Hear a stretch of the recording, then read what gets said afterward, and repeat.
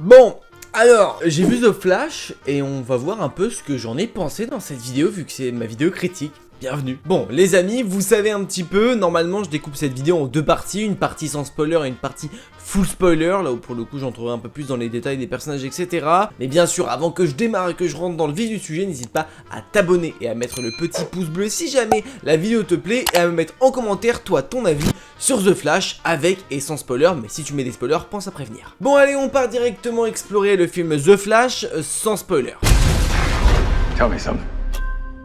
You can go anywhere. The Flash, c'était censé être le film, soit le dernier, soit en tout cas celui qui clôturait l'ancien DCU pour pourquoi pas aller vers le nouveau DCU qui arrivera du coup l'année prochaine. Est-ce que c'est une mission réussie?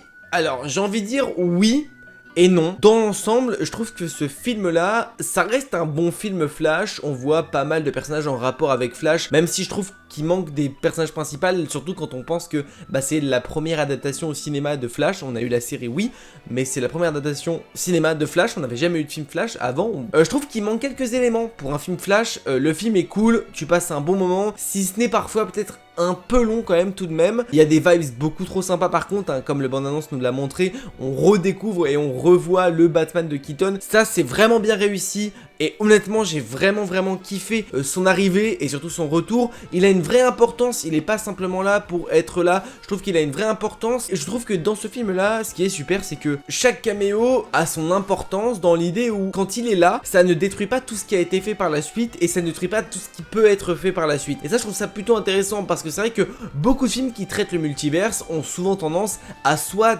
prendre quelque chose pour faire plaisir aux spectateurs et des fois ça a tendance à un petit peu tout niquer, disons ça détruit un peu le passé. Là pour le coup, notamment avec le Batman de Keaton, je trouve que c'est plutôt bien mis en place et en soi le fait de le faire revenir n'efface en rien toutes les aventures qu'il a pu avoir par le passé. On ne dénature pas le Batman qu'on a pu avoir dans les précédents films et ça c'est une bonne chose. Aussi pareil du coup pour la nouvelle Supergirl hein, qu'on découvre, alors ça c'est pas un caméo, c'est un nouveau personnage mais très cool à découvrir, l'actrice est plutôt forte et j'ai bien aimé le personnage honnêtement. Bon forcément la CGI, alors elle est meilleure que dans les bandes annonces parce que de toute façon c'était difficile de faire pire, mais elle est vraiment pas bonne à certains moments. Notamment je trouve que le plus mauvais en termes de CGI, c'est le costume de Flash. Il fait mal aux yeux, vraiment, il est hideux. Je ne comprends pas comment ils aient pu faire un costume aussi affreux en termes de CGI dès qu'il est en mouvement ou quoi. Je le trouve affreux, il fait mal aux yeux. Après, bon, tout n'est pas acheté, je trouve qu'un CGI, en fait, certains moments c'est plutôt bien réussi, d'autres beaucoup moins. Tout ce qui est retour vers le passé, c'est une catastrophe. En termes de CGI, hein, je parle. La CGI sur ces moments-là, elle est atroce, on dirait de la pâte à modeler sur absolument tout. Je ne comprends pas comment ils aient pu faire une catastrophe aussi énorme en termes de CGI. Vraiment, c'est une catastrophe. Pour le coup, le scénario est plutôt bon, j'ai bien aimé. Même si c'est vrai qu'il y a quelques longueurs, mais je saurais pas expliquer quelles sont les longueurs. Je trouve que peut-être certains moments sont peut-être un peu longs et peut-être un peu trop expliqués, même si le film est plutôt sympa dans le fond. Alors non, pour moi c'est pas le film de super-héros de tous les temps. J'ai vu beaucoup un peu survendre le film. Je trouve que James Gunn, pas mal de grandes stars, notamment Tom Cruise, je crois qu'il en a parlé récemment, a dit que c'était un des meilleurs films qu'il ait vu de super-héros et tout.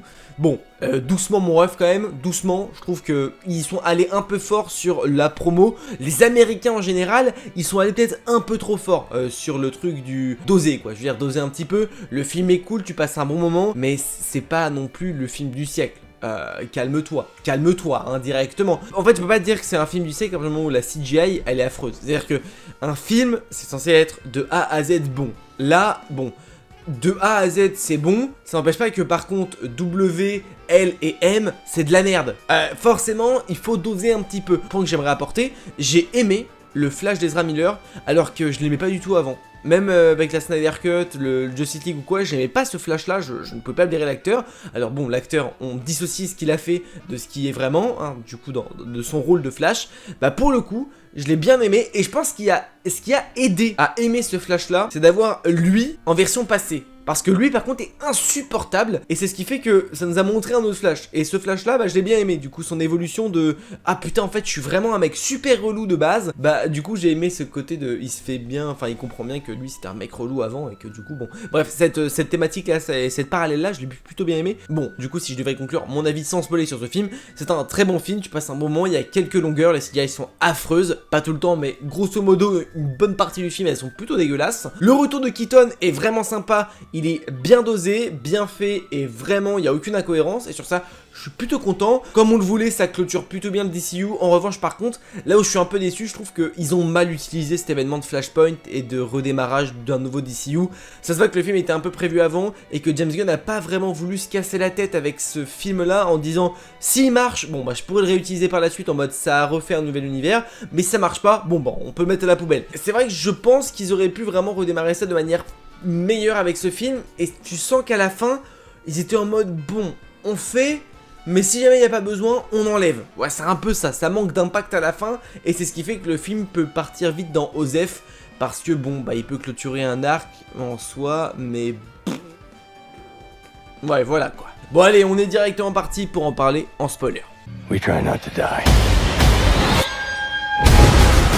Bon, là où je vais en venir sur le fait que c'est bien utilisé un petit peu mais pas trop, c'est que pour clôturer l'arc du DCU, c'est plutôt pas mal. On comprend que Ben Affleck, ça y est, c'est disparu, il est parti, avec ses paroles. Une fois que Flash part dans le passé, machin, il revient, c'est plus Ben Affleck qui est en tant que Batman, c'est George Clooney. Ça c'est incroyable, vraiment c'est incroyable. Maintenant alors...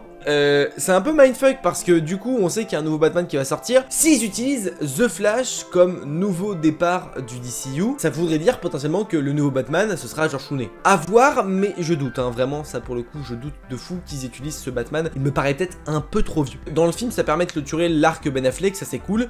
Par contre ça clôture en aucun cas l'arc Henry Cavill. On sait que du coup il reviendra pas en tant que Superman. Mais du coup pourquoi on n'a pas clôturé l'arc de Henry Cavill comme on a clôturé celui de Batfleck? Ça je comprends pas. On a eu Wonder Woman, super, mais du coup elle sert à rien, vraiment c'était juste un caméo en mode bon.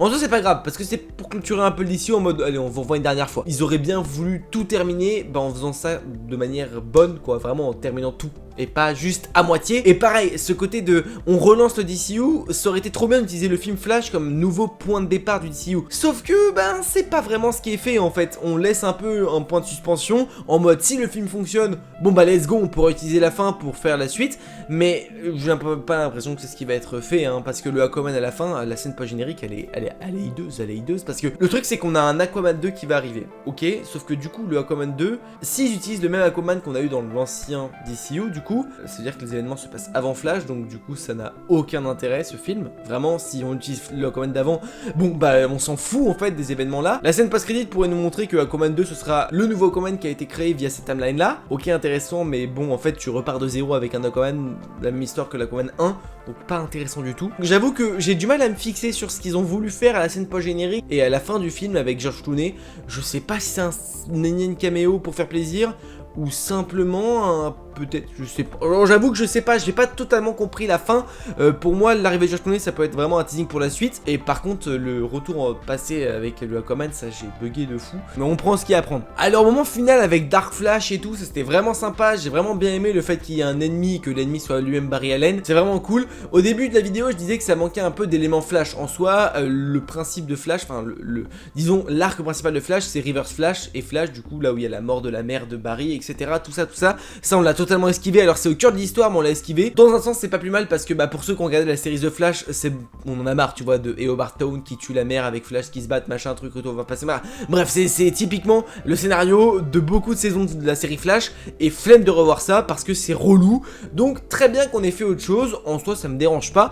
Par contre, quand tu veux faire un film caméo et que tu ne mets pas certains caméos, je trouve ça intelligent de leur part parce que par exemple, Grant Gustin, on aurait pu l'avoir pour petit coucou, un petit truc. Ils l'ont pas fait et je trouve ça intelligent de leur part parce que s'ils l'auraient fait, ça aurait pu littéralement détruire tout ce qu'ils auraient fait dans la série Flash et aussi du coup dans le film Flash, ça n'aurait eu aucun sens. C'est là où j'ai beaucoup aimé, c'est que la plupart des caméos dans ce film là ont un sens et ils ne détruisent en aucun cas tout le reste. Wonder Woman ne sert à rien typiquement, mais ça ne détruit pas ce qui a été fait avant. Ben Affleck c'est pareil, lui il sert mais en soi ça ne détruit pas ce qu'il a fait avant. Keaton c'est pareil et George Clooney, bon, c'est pareil. Après, oui, on a le Superman de Nicolas Cage, on a le premier Superman et tout, ça c'est juste des petits easter eggs plutôt sympas. En soi, ça n'a pas grand intérêt, mais ça ne détruit en rien ce qui a été fait avant. Donc en vrai, moi sur ça, je suis plutôt content d'avoir eu ces petits caméos qui m'ont lâché un petit sourire, notamment. J'avoue que George Clooney m'a fait lâcher un gros sourire. En termes de caméos, ça va, c'est pas trop dérangeant. On n'a pas eu trop, on n'a pas eu des inutiles, enfin inutiles en mode incohérence. Voilà, on a eu ce qu'il fallait, je trouve ça plutôt intéressant en vrai pour le coup. On s'est arrêté là, c'était très bien dosé et ça m'allait amplement. Autre gros point fort, forcément concernant Keaton, hein, c'est la musique. Il y a vraiment la musique qu'on est autour de Keaton, elle était juste géniale. Retrouver ces moments-là était juste génialissime. J'ai bien aimé le scénario, j'ai bien aimé l'histoire, j'ai bien aimé Flash de Barry Allen et celui du coup d'Ezra Miller. Alors le premier Flash, pas l'autre là avec les cheveux longs, il casse les couilles lui, mais bon, ça permet aux bonnes évolutions de l'autre Flash. Maintenant, bah au final, reste plus qu'à savoir à quoi va servir ce film. Est-ce qu'il va vraiment servir au nouveau DCU? Est-ce que ce sera juste le film pour clôturer correctement l'ancien DCU? En soi, il peut être utilisé des deux manières et je pense que son utilisation dépendra de si le film est réussi en termes de moula, hein, finalement. James Gunn va se dire ah, le film a bien réussi, il a bien plu, du coup pourquoi pas l'utiliser finalement, et pourquoi pas avoir du coup le retour de Flash de Ezra Miller par la suite, surtout que dans les récentes déclarations de James Gunn, il a dit qu'il attendait de voir concernant Aquaman, concernant Wonder Woman et concernant Flash.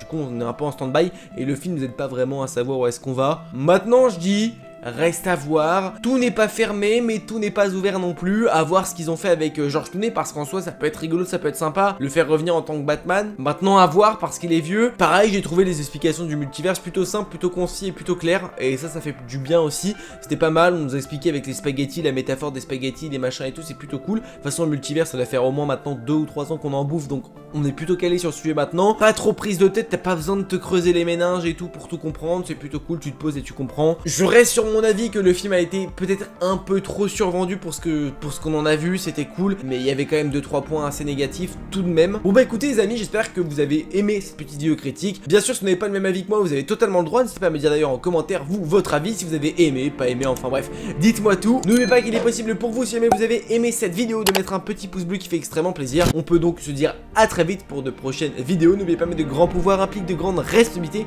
Je vous fais des bisous, ciao.